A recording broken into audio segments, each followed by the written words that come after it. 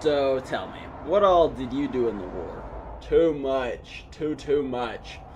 Every day I see it, polluting my mind. I can still smell the flesh, the burning flesh, the flesh of my brothers in war. Every step I took, I sank into a smoothie of remains and drone parts, so tangled together it became impossible to tell one from another. In Tula, I was next to men dying in the muck. In Yekaterinburg, I had to sleep at the wreckage of a micro-reactor, our only source of heat in these negative 20-degree gusts. And for what?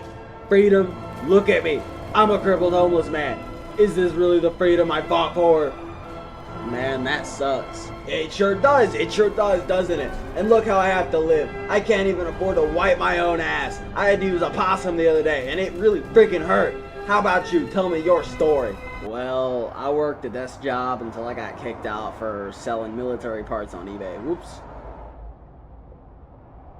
Fuck you!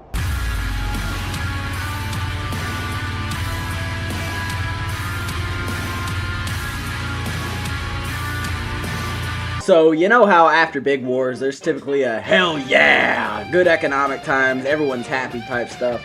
Not after this one. World War III left a sad, cold, depressing world behind. A world without the knowledge to heal, without the strength to fight, without soul and without love.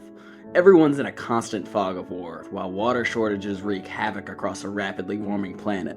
The global supply chain got absolutely annihilated during the war, causing widespread food and supply shortages, and across the third world, dogs, cats, and rats went back on the menu, while in America and Europe, the only thing higher than the citizens is the suicide rate.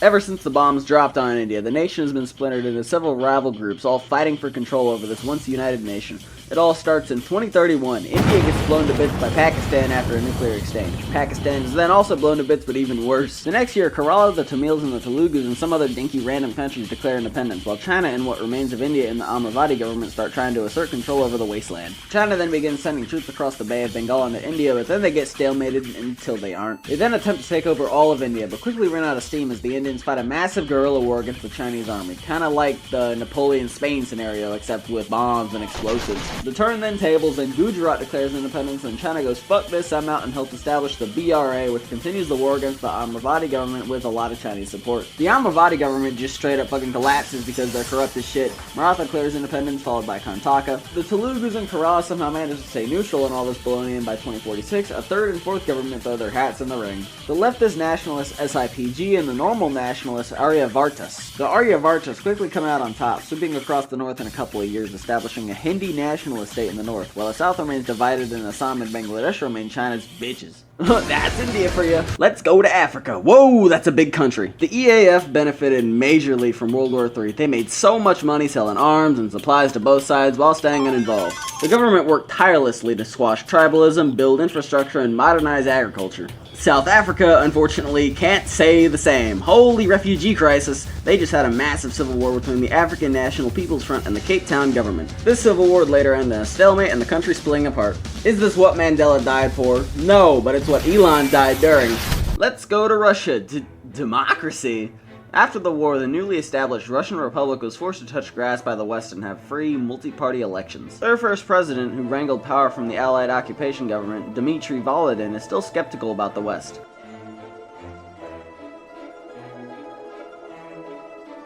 Is this why you got that metaverse brain chip, so your lazy downtrodden ass can text the EU just by thinking? Sabah, they keep screaming for elections. When are we gonna do that so I can run against you and win? You aren't gonna be running shit! Nothing gets done faster than the Volodin government. You better count your lucky stars that I haven't fired you. You can't fire me, you love me too much. Your government would crumble without my support. Boys, knock it off. We aren't gonna be able to rebuild smoothly if y'all keep beefing over this. Lashev, I know you're still upset about Volodin dating your daughter. I am upset about that. She is 12 years younger than you and my family. Yeah, and I'm a wonderful BF. I know her, she knows me. Yeah, other. right. You're about as good as a BF as O.J. Simpson. Wow. The only thing you get is my that was uncalled for. Sibah. What the fuck does Sibah mean? Say what? Bah. It is 2055. What's the state of the world? Depressing. Still. How bad could it possibly be? Because these three corporations just teamed up and control the entire freaking world now. What was that? The EU just federalized. Guess we really know who controls the world. Now most of the European continent is governed by a president, kinda like America Land, which they're currently beefing with during Baron Trump's presidency. Who the fuck put him in office? Oh, I did. This whole scenario was my idea. Anyway, seems NATO got a little too big for its britches and collapsed. Now Russia is unshackled. What will they do? 14. The Russians have been playing really nice recently, and even when NATO collapsed and the Americans and Europeans split, the Russians remained in close contact with both and became their mediator in a way. And now that Siberia is warming up, they began exploiting the shit out of the land and really stacking cash. Okay, let's talk about the Euro-American split. The EU and the US would have a diplomatic split a few years after the EU's federalization, with the squabble really starting with the signing of the Grand Accord in 2045 and the American refusal to sign it. The environment was the main cause of the split, as the EU became a sort of world policeman for environmental-friendly policies to try to slow down the warming of the planet, and the US just wasn't having it. Ideological drift was also another huge cause. The US further retreated into right-wing populism and neo-nationalism again, while the EU stood as a techno-progressive power. Both sides would have a massive trade war after the European economy overtook the Americans, and the EU tried to make the euro the world's international currency, kind of like how the dollar is now. Religion also played a big role, as the US was undergoing a period of religious revivalism and the population was desperately trying to seek meaning, while the EU was a predominantly atheist country. You fucking Jesus freak, stop tearing up the environment. Get on out of here, Gibble, you can't tell us what to do. Tariff. 我在北京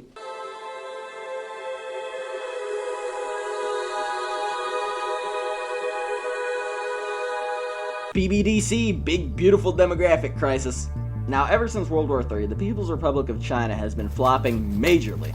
Its one-child policy used decades ago caused a humongous demographic crisis and gave China a much higher male population than females. Combine that with China's 996 9 a.m. to 9 p.m. 6 days a week holy shit work schedule, leaving little room for family time and therefore causing people to breed less. By 2060, 40% of China's population is over the age of 60, with a rapidly shrinking workforce not being able to support all these old people. And even after enacting pro-natalist policies, the fertility rate still stayed way below replacement levels as younger citizens began rejecting the traditional family model. Lu Zhiyuan, the leader of China, sat in the office pondering the orb. What could he do about this crisis? If only there was a way our somewhat totalitarian government could shrink the population of the elderly. Oh wait. I think you can see where this is going. Alrighty gangsters, our country is at a gridlock, and we need to take decisive action to do something about all these old fucks. And I have a perfect solution. Extermination. But you're old though. Be so... No, I take that back. Anyone else have any objections? Good. As the resolution on the elderly was rolled out, China was turned into a state of depravity. Death squads went door to door, rounding up the elderly, taking them off to camps, all in the name of harmonizing the population pyramid. This did not last long, however. Enter Fang Tang Zhao, the mayor of Beijing, former president of Tsinghua University, really popular, deeply loved, and secretly critical of Lu's totalitarian regime. He, alongside several high-profile generals and party members, began resisting this, using his connections and attempting to pull off a coup against Lu's government. Lu's government learned about this plot, though, and hours before it was set to begin, he did. And as Fang's forces took control of Beijing, there was no sign of Lu and his clique. Where'd the H they go? Oh, Shanghai. Lu then goes on the hollow and tells everyone that this illegal takeover of our harmonious government cannot stand. Resist Fang and his forces. Resist! In favor of my government, winky face. Thus begins the Chinese Civil War. This war is insanely complex, so I'm not going to narrate the whole thing, but the conflict kicks off in 2062 after Fang's mistake. After the failed coup, Fang and his clique, under the banner of the Tsinghua Front, take control of Beijing and the surrounding cities with the goal of establishing a more perfect People's Republic. The CCP continues to fragment, with several other cliques breaking away. In the north, the spiritual mystical Meili clique is formed by a secret faction in the CCP called the Radiance Club. Their goal is the destruction of the CCP. Meanwhile, in Siberia, the Chinese-backed Far Eastern Republic is being curb-stomped by the Russians. Big problem though, there is now a shitload of Chinese people living in this part of Siberia, so they rise up, fearing rule by another foreign power. As time goes on, China falls into a state of anarchy, fracturing into another warlord era. Land is passed around while assassinations are given out like water bottles in an Atlanta intersection.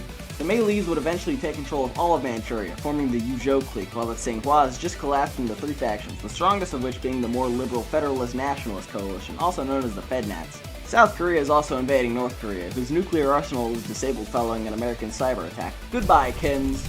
As time goes on, Yuzhou and the new Sintic Republic of Shangli are becoming closer and more stable, aiding each other's recovery, when a brilliant idea popped in their mind. What if we just conquered China? Type shit, and that is exactly what they did. Shangli and Yuzhou team up, forming the mystical Harmony Bond. They want to please the heavens and establish a new Chinese empire. Over the course of a few years, they completely sweep everyone using the most modern technology purchased from the Americans and the Russians, and by 2078 they controlled China.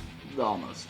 The Western Provincial Republic is still a thing, but they'll merge later. Whoa, what is the situation here? Emir Kokar would take control of Afghanistan, founding the Kokharid Empire and attempting to conquer all of their neighbors. NATO then got back together to attack Afghanistan one more time. During the Chinese Fuckfest, there was also some new global developments. As globalism continued to do its thing, new countries formed. We got the Sahel, formed by all these countries in Africa, Andes, formed by Peru, Bolivia, and Ecuador, Insulindia by these few Southeast Asian countries, and the Kingdom of Khalij, formed by the Gulf states. They're just trying to save themselves after the global drop in oil prices. Let's go back to Russia. Oh!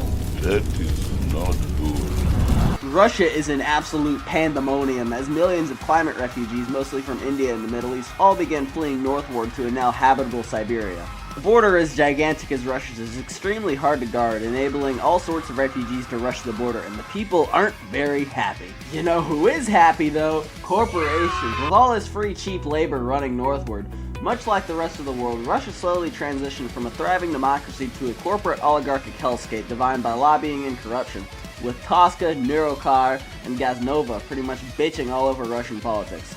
The people grumbled until their grumbling reached a critical point, and then after the government fired on some protesters, you get the fucking picture, you know what comes next. Revolution! Who would be in charge though? Me, said the National Communist Movement. Throughout the 2070s, as corporations strengthened their grip over Russia, people looked to the nostalgia of the Soviet Union, wanting a better way out. Look how nice communism looks, they all said. This led to the Natcoms gaining massive popularity throughout the 2080s, with Vladimir Volkov leading the charge. In 2089, after multiple rigged elections, millions of people took to the streets in Moscow alongside Volkov and stormed the Kremlin, taking the leadership captive and proclaiming the Russian National Commune, a nation built on communism, Russian nationalism, anti-immigration, and thunder-cunting corporations out of beautiful Mother Russia. This obviously didn't go over well with the corporations and the oligarchs, so they fought back, beginning the Second Russian Civil War. Over the course of 2 years, the Natcoms wiped the floor, banishing the oligarchs and the corporations and solidifying their control over Russia, leading Russia into a beautiful age of equality and deporting all them illegals for about 1 year. So, as it turns out, corporations don't really fuck with being kicked out of their home country. That was not the move, they said, especially a country as resource-rich as Russia. So they team up, merging, forming Trinity, or the Corporate Trinity, and they really want their Russia back. Upon seeing the return of communism to Russia, the EU, the USA, and the Triumvirate were all like, shit. So NATO bands together a third time under the guidance of the Triumvirate and sponsors a corporate counter-coup in Moscow on February 1st, 2092. And it's a hit! The corporate alliance quickly secures most of the cities in Western Russia, with heavy American and EU support. Unfortunately for them, they aren't able to secure all of Russia though, so the Second Russian Civil War resumes between the Natcoms and the Corporate Alliance. The Corps come out on top, unifying Russia by 2095, essentially taking Russia on a complete 180. This new regime marks the end of the traditional nation-state governance in Russia and the dawn of the first fully corporatocratic state.